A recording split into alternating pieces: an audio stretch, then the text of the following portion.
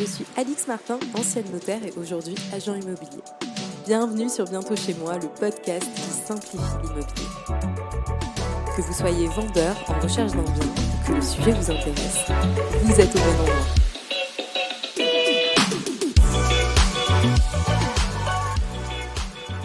Vous vivez le parfait amour et vous avez dans l'idée d'acheter ensemble votre lieu de vie commun.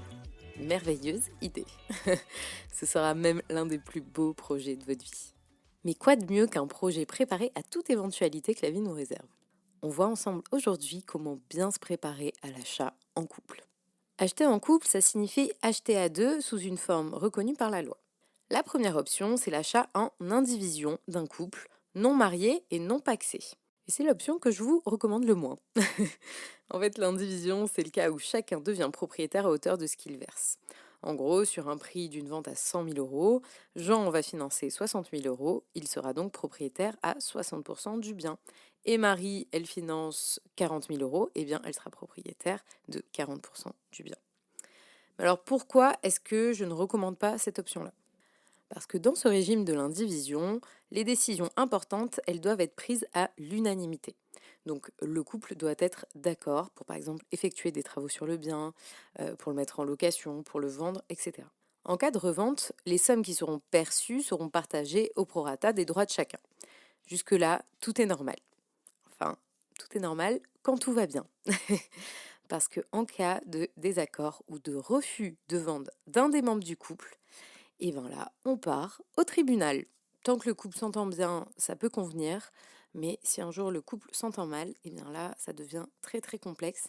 Et on a parfois des situations qui sont complètement bloquées parce qu'un des membres de l'indivision a décidé d'embêter l'autre. Et surtout, le grand inconvénient de ce régime réside dans sa fiscalité. Aux yeux de la loi, si vous n'êtes ni pacsé ni marié, eh bien, vous êtes un étranger pour l'autre, un tiers. Donc vous ne faites pas partie de sa famille. Et en termes de fiscalité, eh bien là, ça devient compliqué, puisque s'il arrive quelque chose à l'un ou à l'autre, eh bien l'autre sera taxé à 60% de la valeur du bien au niveau de la succession. En plus de cela, vous n'êtes pas héritier légal l'un de l'autre, et donc si ça se trouve, vous n'aurez absolument rien de la partie de votre concubin. Et si jamais vous avez fait un testament où vous dites que vous léguez votre partie à l'autre personne, et bien dans ce cas-là, sur sa partie, il sera taxé à 60%.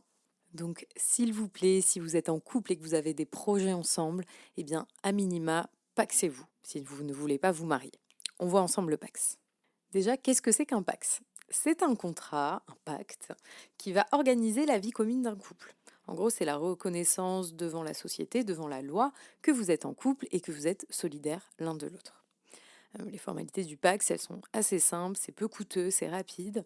Et puis aussi, mettre fin à un Pacs, c'est beaucoup plus simple qu'un divorce avec le mariage. Dans le Pacs, il existe deux régimes possibles. Il faudra choisir l'un des deux. Le régime de base, c'est le régime de la séparation de biens. Et c'est celui que je vous conseille de choisir. En gros, chacun va rester propriétaire, chacun de son patrimoine, chacun de ses comptes, etc. Et dans le cadre d'un achat, eh bien, il va fonctionner comme ce que je vous ai indiqué précédemment, c'est-à-dire que chacun sera propriétaire à hauteur de ce qu'il va verser pour l'achat du bien. Mais contrairement à l'indivision que je vous ai donnée avant, pas besoin là de l'unanimité pour les décisions importantes qui concernent le bien.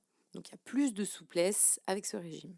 Vous pouvez opter pour un autre régime dans le Pacs, il s'agit du régime de l'indivision. Mais attention, c'est l'indivision pacsale, pas l'indivision pascale.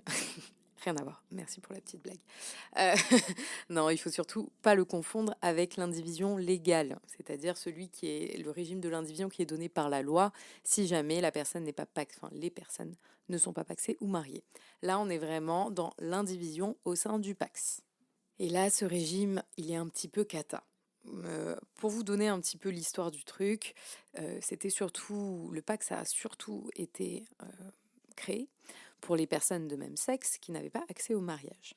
Et donc, on a voulu créer un régime qui ressemblait au régime de la communauté dans le mariage, c'est-à-dire là où tout est commun, où les personnes mettent tout leur patrimoine en commun. Et donc, la loi essaie de créer ça en créant ce régime de l'indivision pacsale. Dans ce régime, tous les biens acquis durant le Pacs, ils sont considérés comme la propriété des membres du couple. Et ça à part égale. Donc chacun sera propriétaire du patrimoine à 50-50.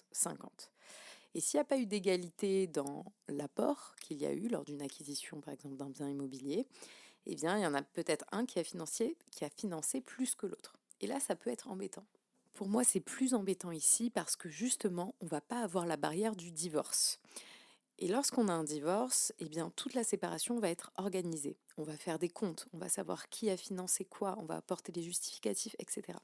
Alors que dans le cadre d'un Pacs, eh bien, comme la séparation est plus simple, qu'il n'y a pas tout ce système du divorce, etc., eh bien, je pense que ça peut être vraiment très dangereux s'il y en a un qui a financé plus que l'autre pour apporter les justificatifs et pour que ça se passe bien lors d'une séparation. Donc vraiment, si on a une idée de tout mettre en commun, moi, je vous conseille vraiment le mariage. Mais on y vient juste après. Je finis les avantages du Pacs. Lorsque vous êtes pacsé, la loi vous donne les mêmes avantages fiscaux que les couples mariés, surtout dans les cas de donation et de succession. Donc, autrement dit, vous allez payer moins d'impôts pour les donations que vous allez faire à votre partenaire et vous serez exonéré d'impôts de succession si l'un de vous décède.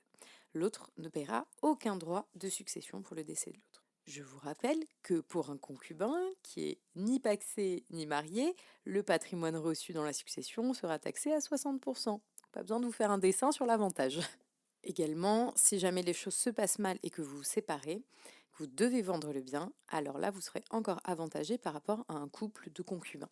Alors, accrochez-vous pour les quelques secondes qui arrivent parce que je vais essayer de vous expliquer de façon simple un mécanisme qui est un petit peu complexe. La séparation du couple, elle va entraîner le partage du bien. Soit l'autre rachète les parts de celui qui s'en va, soit les deux vendent et se partagent le prix de vente. Et lorsqu'il y a partage, les impôts reviennent à la charge. Donc on a une taxe qui est due au trésor public lorsqu'un bien détenu par plusieurs personnes est partagé. C'est ce qu'on va appeler les droits de partage. Si vous êtes pacsé ou marié, le partage sera taxé à 1,1% de la valeur du bien. Alors je le fais simple parce que c'est pas si simple que ça, il y a plusieurs autres calculs, mais en gros, voilà, je vous donne en gros. Donc pour un bien qui vaut 500 000 euros, les droits de partage, ils vont s'élever environ à 5 500 euros. Si vous n'êtes ni pacsé ni marié, mais en union libre, la situation elle est bien différente. Vous allez être taxé sur le partage à 2,5% de la valeur du bien partagé. Donc pour un bien à 500 000 euros, vous paierez 12 500 euros de droits de partage. Alors je vois déjà mes collègues notaires me gronder et me dire Alix, tu racontes n'importe quoi, c'est pas du tout ça. Non, vraiment, j'ai simplifié le calcul pour que vous compreniez l'importance et le désavantage que vous avez à rester concubin et à ne pas vous paxer et à ne pas vous marier. Mais voilà, si vous êtes dans ce cas-là, évidemment, allez voir votre notaire, il vous donnera tous les détails, toutes les précisions de ce calcul, etc. Mais voilà, c'était pour vraiment que vous imaginiez un peu la chose et que vous compreniez l'importance. Alors maintenant, je vais vous faire l'apologie du mariage. Alors, un inconvénient du Pacs par rapport au mariage, c'est que vous n'êtes pas l'héritier de votre partenaire. Autrement dit, si vous ne faites rien, si vous ne dites rien, et s'il arrive quelque chose à l'autre, vous n'aurez absolument rien. Vous n'êtes pas son héritier. Ce qui par contre est le cas dans le mariage. Dans le mariage, vous êtes l'héritier légal de votre conjoint. Donc ce qu'il faut absolument faire si vous vous pacsez, c'est de rédiger un testament chez le notaire le jour de la vente où vous allez léguer votre part du bien à votre partenaire. Pour finir, je vais détailler la forme qui vous protégera le mieux si vous avez une volonté de vie commune, le mariage. En plus, c'est super sympa parce que vous allez pouvoir faire une fête avec votre famille et vos amis. Mais juste garder un petit peu d'argent pour l'apport à la banque, s'il vous plaît. Là encore, je vais vous faire un résumé. Si jamais vous avez envie d'avoir plus de précisions sur le mariage, etc., je pourrais faire des épisodes qui seront consacrés à ça.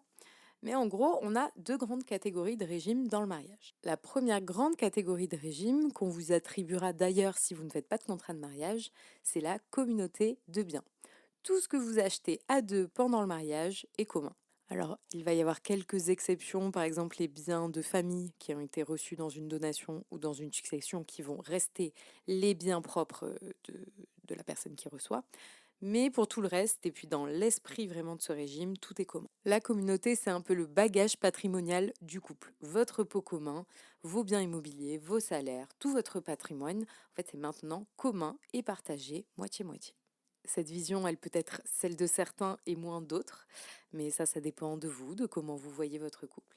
Mais si vous êtes marié sous le régime de communauté, alors vous allez acheter ensemble et le bien, il appartiendra à l'un et à l'autre pour moitié, peu importe le financement.